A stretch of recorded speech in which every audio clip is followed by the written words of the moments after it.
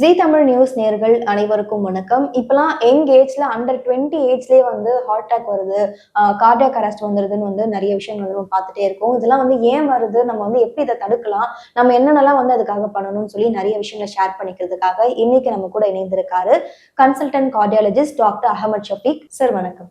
வணக்கம்.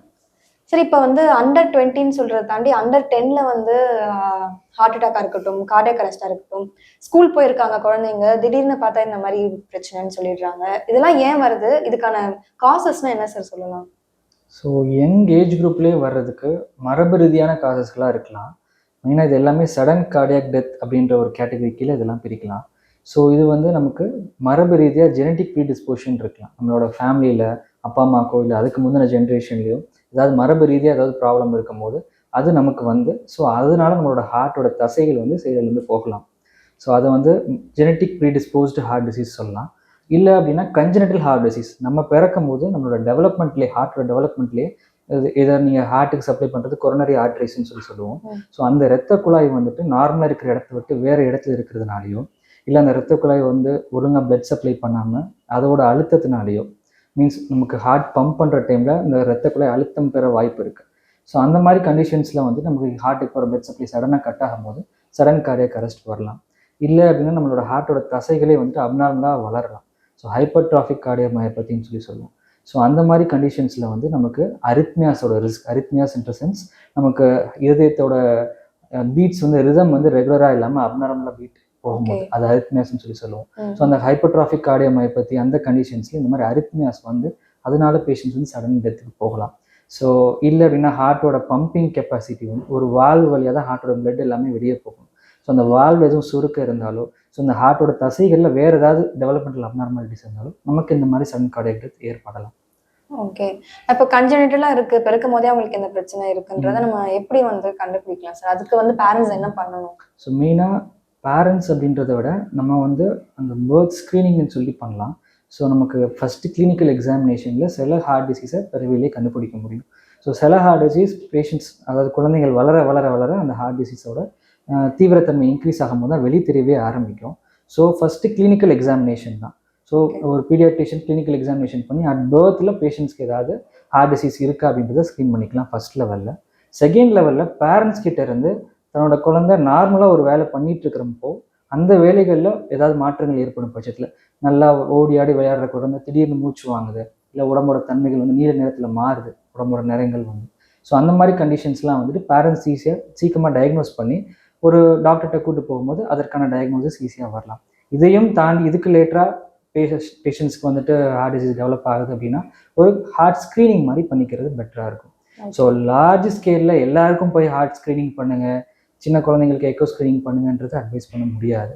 So probably high risk groups, இப்போ நான் சொன்ன இந்த சிம்டம்ஸ் டெவலப்மெண்ட்டை சீக்கிரமாக ஐடென்டிஃபை பண்ணுறது மூலமாகவும் இல்லை செல்ஃப் மானிட்டரிங்கில் நமக்கே ஒரு சின்ன ஸ்கூல் எஜுகேஷன்லேருந்தே வந்துட்டு இந்த மாதிரி சிம்டம்ஸ்லாம் வரலாம்.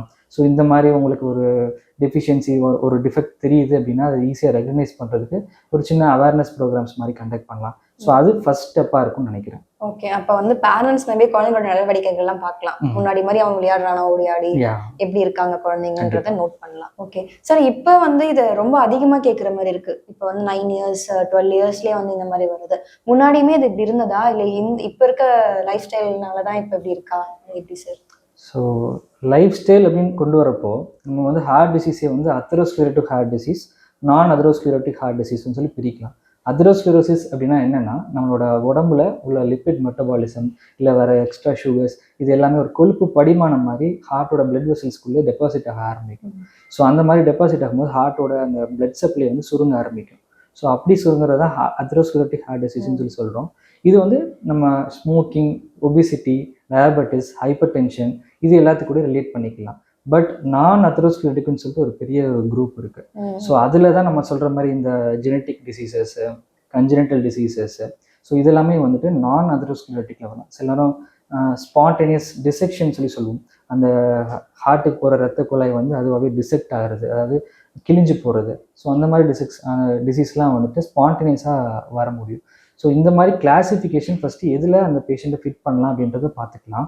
ஸோ கூடுமான வரைக்கும் இந்த யங் ஏஜில் ஒரு 20 இயர்ஸ் 10 இயர்ஸில் வருது அப்படின்றப்போ ஃபஸ்ட்டு இந்த நான் அத்தெரோஸ்க்ளெரோட்டிக் டிசீஸை தான் நம்ம ரூல் அவுட் பண்ணணும். ஸோ இதுக்குன்னு டெஸ்டிங் ஸ்க்ரீனிங்ஸ்லாம் இருக்குது. ஸோ அதில் எதில் இவங்க வராங்க அப்படின்றதுக்கு நமக்கு எவலுவேட் பண்ணுறதுக்கு டைம் கிடைக்கணும். ஸோ மோஸ்ட்லி ஏதாவது சிம்டம்ஸோட பேஷண்ட்ஸ் ஃபஸ்ட்டு ப்ரெசென்ட் ஆகிறாங்க அப்படின்னா நம்ம டுவர்ட்ஸ் இந்த அப்ரோச்சில் ஸ்க்ரீன் பண்ணிவிட்டு ஏதாவது ரிஸ்க் இருக்கா இல்லையான்றதை டயக்னோஸ் பண்ணலாம்.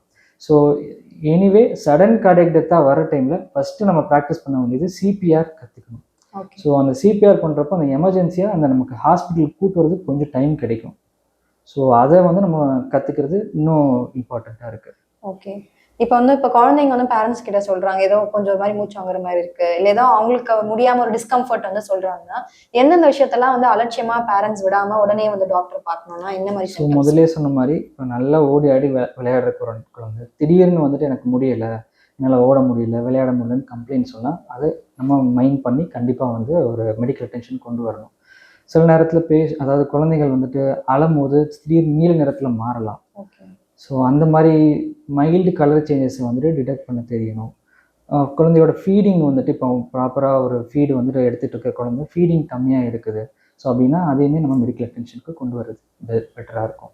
இது இல்லாமல் திடீர்னு தலை சுத்து மயக்கம் போட்டு கீழே விழுறது, படபடப்பு ஏற்படுறது, ஸோ இந்த மாதிரி அடல்ட்ஸுக்கு வர சிம்டம்ஸ் ஏதாவது வருது அப்படின்னாமே சின்ன குழந்தை தானே ஒன்றும் இருக்காதுன்னு சொல்லிட்டு லேசாக எடுத்துக்காமல் அதையுமே ஒரு மெடிக்கல் அட்டென்ஷனுக்கு கொண்டு வந்து ஸ்க்ரீன் பண்ணி பார்த்துக்கிறது நல்ல விஷயம்.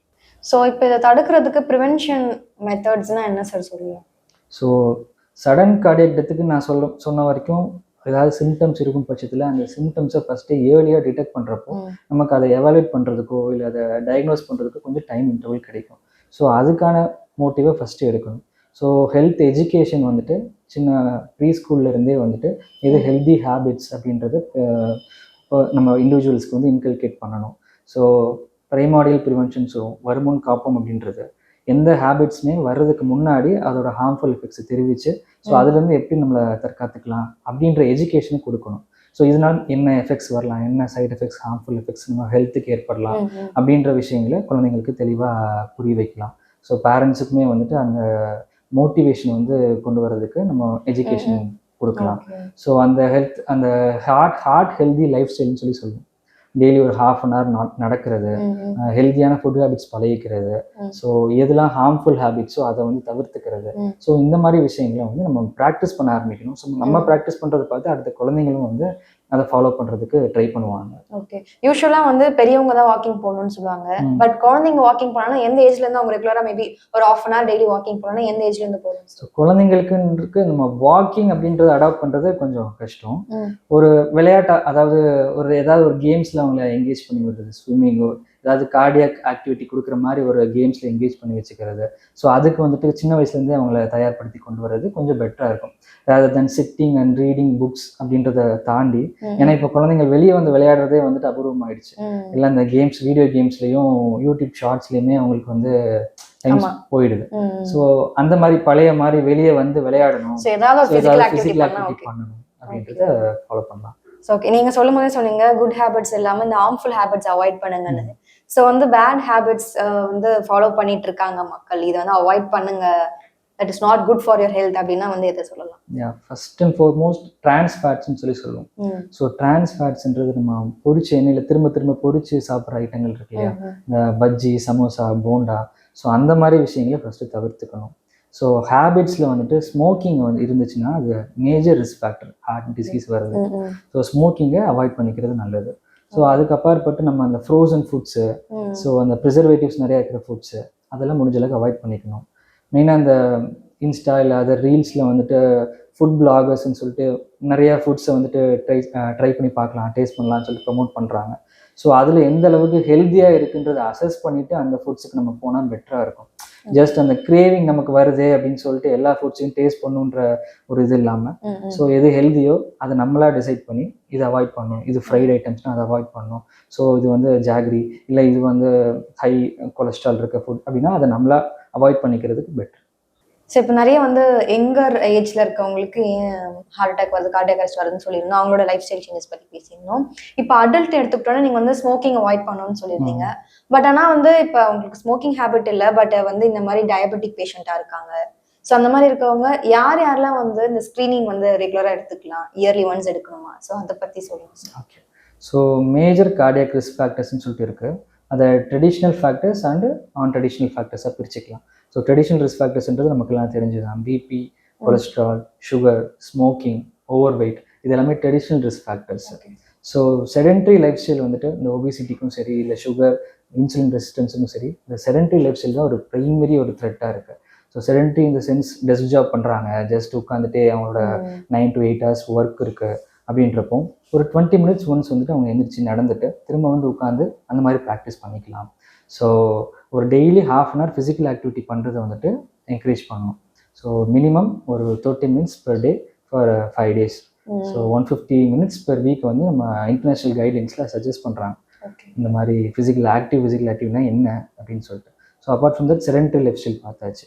ஸோ இந்த ஸ்மோக்கிங் அந்த ஹேபிட்ஸும் முடிஞ்ச அளவுக்கு தவிர்த்துக்கிறது நல்லது.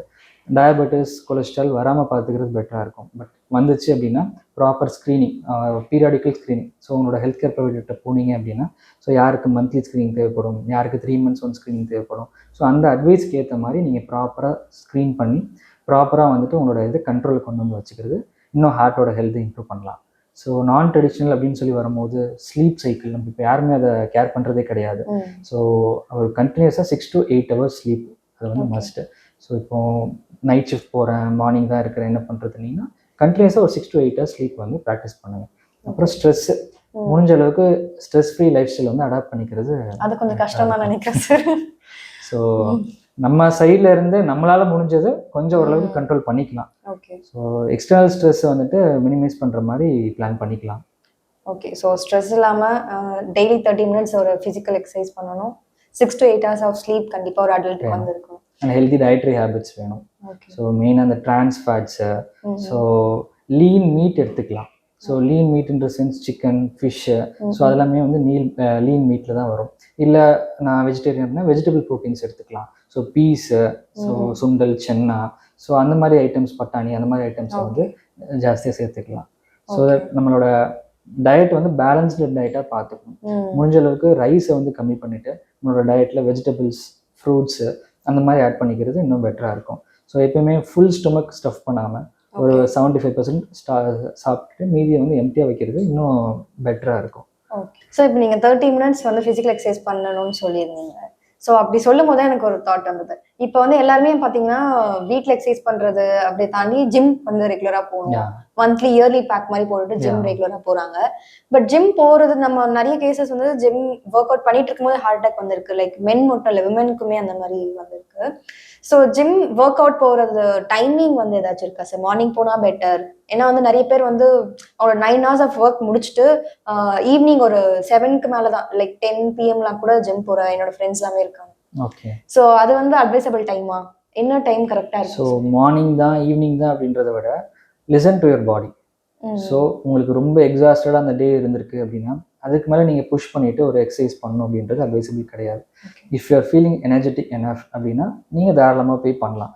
ஸோ இப்போ தான் நீங்கள் புதுசாக ஸ்டார்ட் பண்ண போகிறீங்க அப்படின்னா கிராஜுவலாக ஸ்டார்ட் பண்ணுங்கள். ஸோ டே 1 வந்து நான் ஃபுல் ஸ்ட்ரெச் பண்ண போகிறேன், 1 hour நான் கண்டினியூஸாக பண்ண போகிறேன் அப்படின்றத ப்ராக்டிஸ் பண்ணாமல் ஒரு இனிஷியலாக ஒரு 15-20 minutes கார்டியோ, ஸோ ஒரு 15-20 minutes ஸ்ட்ரென்த் ட்ரைனிங் அந்த மாதிரி ஸ்டார்ட் பண்ணிவிட்டு லிசன் டு யுவர் பாடி. உங்களோட பாடி எப்படி ரெஸ்பாண்ட் பண்ணுறதுன்றதை வச்சு நீங்கள் உங்களோட எக்ஸசைஸ் லோட வந்து புஷ் பண்ணிக்கலாம். So that will be helpful rather than deciding அந்த timing. Listen to your body, be simple, அவ்வளோதான். Okay sir. ஸோ இப்போ வந்து நம்ம நிறைய பேசினது வந்து பார்த்தீங்கன்னா இப்போ லைஃப் ஸ்டைல் ரிலேட்டடாக இருக்கட்டும், இல்லை நம்மள எடுத்துக்கிற ஃபுட்டு, இந்த மாதிரியான விஷயங்களை பேசணும். பட் நிறைய பேருக்கு வந்து ஃபேமிலி ஹிஸ்ட்ரி, என்னோட அப்பாவுக்கு ஆல்ரெடி ஹார்ட் ப்ராப்ளம் இருந்தது, என்னோட தாத்தாக்கு இருந்தது, அந்த மாதிரியான இருக்கும்ல. ஸோ ஃபேமிலி ஹிஸ்ட்ரி சார்ந்து ஹார்ட் டிசீஸ் இருக்கு, நம்ம வந்து முன்னாடியே அந்த குழந்தைங்களை டயக்னோஸ் பண்ணணும்னா என்ன சார் பண்ணலாம்? So family history of heart disease எப்போ சிக்னிஃபிகண்ட்ன்றதை ஃபஸ்ட்டு பார்க்கணும். So young onset of heart disease in family members.